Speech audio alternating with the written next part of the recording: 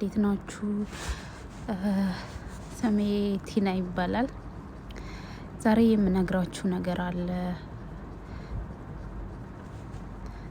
እንደ ማንኛውም ሰው አረብ ሀገር እሰራለሁ ብዬ ከተሰደድኩ ኦልሞስት 8 አመት አለፈኝ።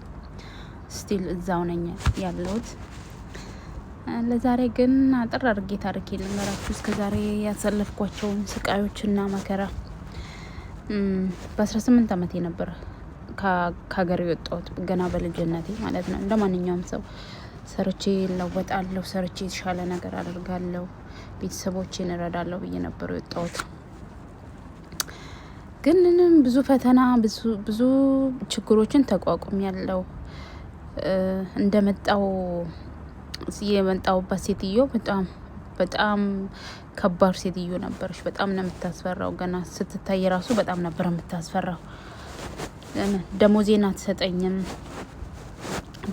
አሁን ለምሳሌ እንደመጣው በሁለተኛ ወር ደሞዜን አልሰጠችኝም። ለሆነ አረብ ሰውዬ ጠርታ ነው ደሞዝሽ እርሱ ነው የሚቀበለው። የሁለት ወር ደሞዜን ለሱ ሰጠችው። በዛ ላይ በሶስተኛ ወር ደሞዝ ደግሞ መስጠት ጀመረች።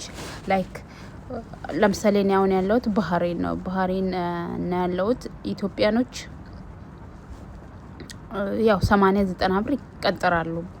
የዛሬ 8-7 አመት በፊት ግን ለኔ በዛን ሰዓት እንደኔ የምታሰራው ሰው የለም፣ እንደኔ የምታስፈጋው ሰው የለም።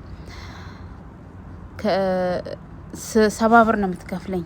ከ70 ብሩም ማንም የሰበረውን እቃ ወይንም ያልተሰበረውን እቃ ሰበርሽ ብላ ደሞዜን ትቆጥራለች። በዛ ላይ መራመድ አትችልም፣ በዊልቸር ነው የምትሄደው። እሷ በጣም ነው የምትጠላኝ፣ በጣም ነው የምትጠላኝ። በኢየሱስ በጣም ነው የምትጠላኝ ሴትይቷ። እንዲሁ ዝም ብላ ኢትዮጵያ ስለሆንኩ ብቻ በጣም ነው የምትጠላኝ። እኔ ጽዳት ነኝ፣ ያው ፊሊፒንም ምግብ የምትሰራለች፣ ግን የወንዶች ስራ ነው የምታሰራኝ።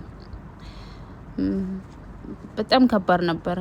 ደሞዜም እንደዛው ዝቅተኛ፣ በጣም የተመታ ደሞዝ ነበረ የምትከፍለኝ።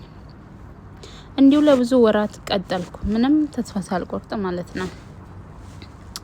እንደዛ እያልኩን ደሞዜን ልማታውላ ትላለች፣ ካልተማታው ትላለች። ያው እኔ ኢትዮጵያዊ አይደለው እጅ አልሰጥም። እዛም ልጅም ሆኜ በዛን ሰዓት እሷ ለተመታኝ ስለ እጇን ጭምድድ አድርጌ ነው የሚይዛት።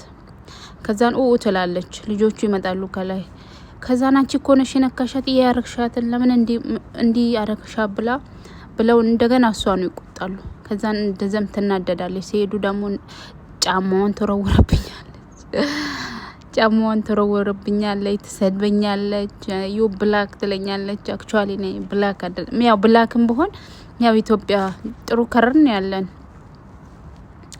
እና እንደዛ በጣም ብዙ ነገሮችን አሳልፍ ያለው።